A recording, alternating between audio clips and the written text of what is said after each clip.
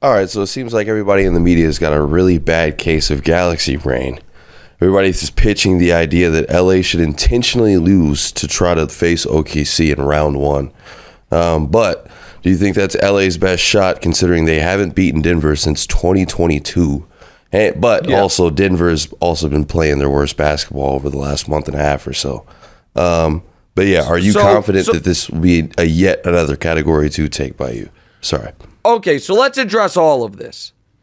The idea that the Lakers should throw this game to get on the opposite side of the bracket as the Nuggets is wrong on every account. Okay? It's wrong on this account because if the way the play-in worked was there is no 9-10 and the 7-8 game is just for the winner gets the 7 and the loser gets the 8, then I would at least engage in the thought exercise of it.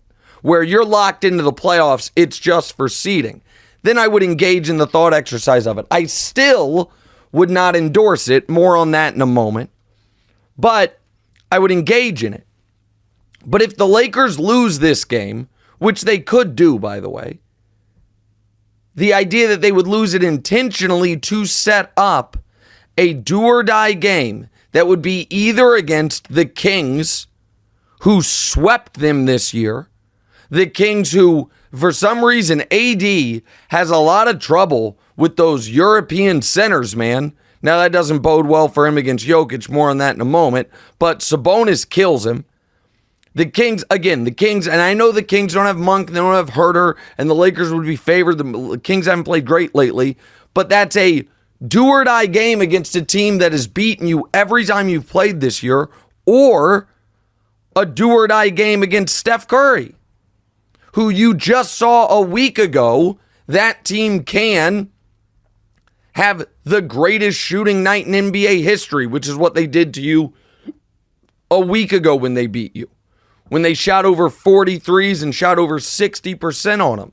The idea that you would opt into that scenario purely because you're so scared of the Nuggets is ludicrous on its face.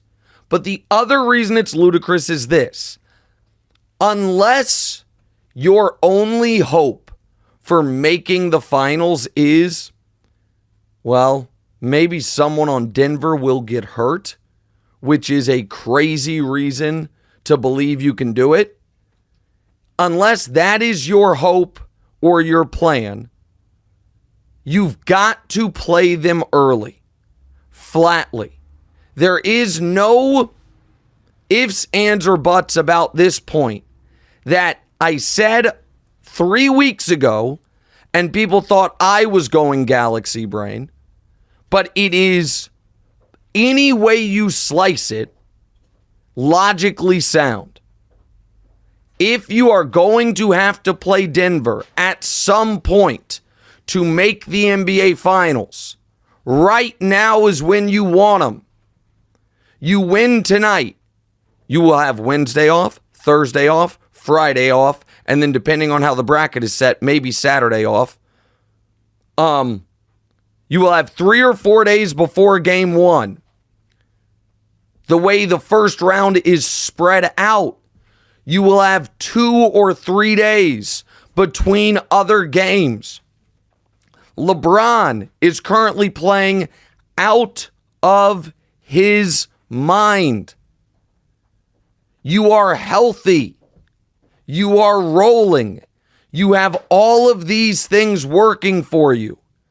So, again, you might say, Nick, the Lakers cannot beat the Nuggets.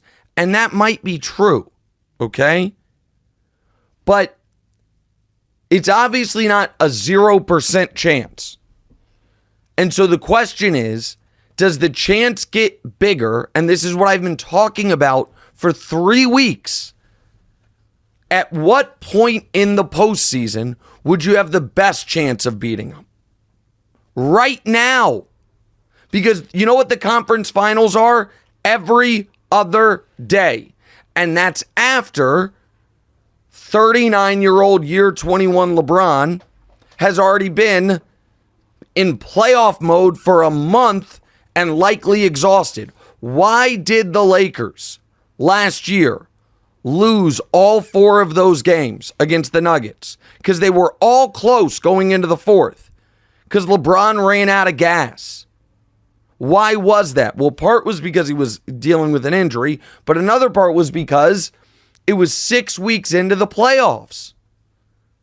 So, if your goal for the Lakers is simply have the playoffs last as long as possible, then yeah, you don't want to play Denver in round 1. But if your goal for the Lakers is to have a chance to actually make the finals and win a championship, then then the best thing you can possibly do is beat New Orleans tonight and then take Denver on and take your chances. And the New Orleans, by the way, I want to talk about what this game means for Zion for a moment. Because Zion has had some rough moments this year against the Lakers.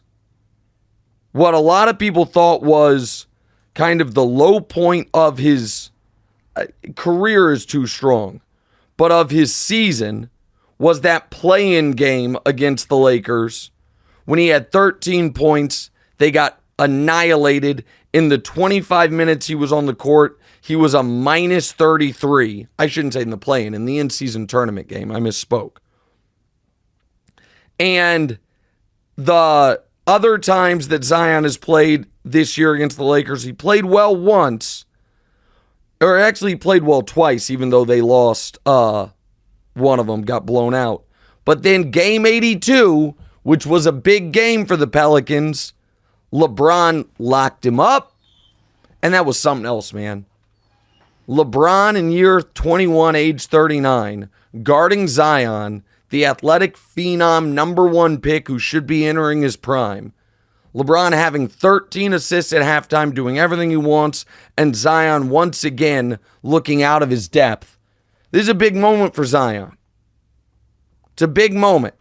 Now, go ahead, DeMonte. Along with Zion playing badly or whatever, Anthony Davis has played the most games of his career career this year, but he's been banged up lately. So do you think that's going to be a concern going into the play-in and further? So he's been healthy this year. The back spasms are obviously a concern because it happened at the tail end of game 82, but I would expect him he said he's going to play. I would expect him to play. I don't think that he's going to miss this game. And whoever loses this game, obviously, will have another chance with a home game against either Sacramento or Golden State. But this could be a big moment for Zion. And the Pelicans, much like the Timberwolves, are trying to work in their second best player in Brandon Ingram, Karl Anthony Towns, and there have been some fits and starts with it. There is one more follow-up, DeMonte, which is kind of about the Denver side of things, so let's get to that before we move on. Yeah, on the Denver side, was Wemby's upset of Denver the game of the year? I don't know if it was the game of the year, but it was one of the most impactful and important results, and it's one of the reasons why Denver, to me, is a little shaky. They win that game. They control their own destiny for the 1 seed. They're up 17 in the fourth quarter. And the Spurs, without Devontae Graham, or without Sohan, without somebody else, come back and beat them. Devontae Graham obviously did play. It was Keldon Johnson. Thank you, Daniel. And so Denver, it's not that Denver's played poorly, but Denver's had some odd losses. That one in particular. And so do you think there's a chance Denver's kind of just letting off the gas because they're very dominant? No, because they wanted the 1 seed. They beat Minnesota. That was supposed to lock up the 1 seed. Then all you got to do is beat the damn Spurs, who won 20 games this year and weren't even playing all their best players because they have such a home court advantage with that altitude and all of it. And Denver, I understand Denver, rightfully so, is not scared of anybody. Denver does not want the Lakers in round 1 Not because they're afraid of them, but because that's a pain in the ass matchup. You know what I mean? They're, and then even if you so, do beat them to go into the second round, a little beat up. Exactly right. And or the so first round, should I say? No, second round. No. It would be the second round. You have it right. Round. And so for all those reasons, the Lakers need to handle their business. The other reason the Lakers need to win tonight is get those extra time off. You don't want to play tonight, go all out, lose it. Then you're playing in a true Game 7 scenario, do or die Thursday, and then starting off your postseason Sunday. With just a couple days. And so I think Lakers will win tonight. I think LeBron, this is the first time LeBron goes into a postseason healthy since they won the title. They won the title in 2020. 2021, Solomon Hill had done that somersault into his ankle, and he was gimpy that first round, and then Anthony Davis got hurt in that first round disaster. 2022, they missed the playoffs. 2023, he was wearing a walking boot shortly before the postseason. DeMonte dealing with that plantar fascia in his foot. And if you remember last year, the other story last year with the playoffs, sorry, I have something in my eye, was LeBron was having his worst three-point shooting season in 15 years. He had a run in the playoffs where he was like 1 of 23 from three. Opposite's going on right now, where he's having the best three-point shooting year of his career.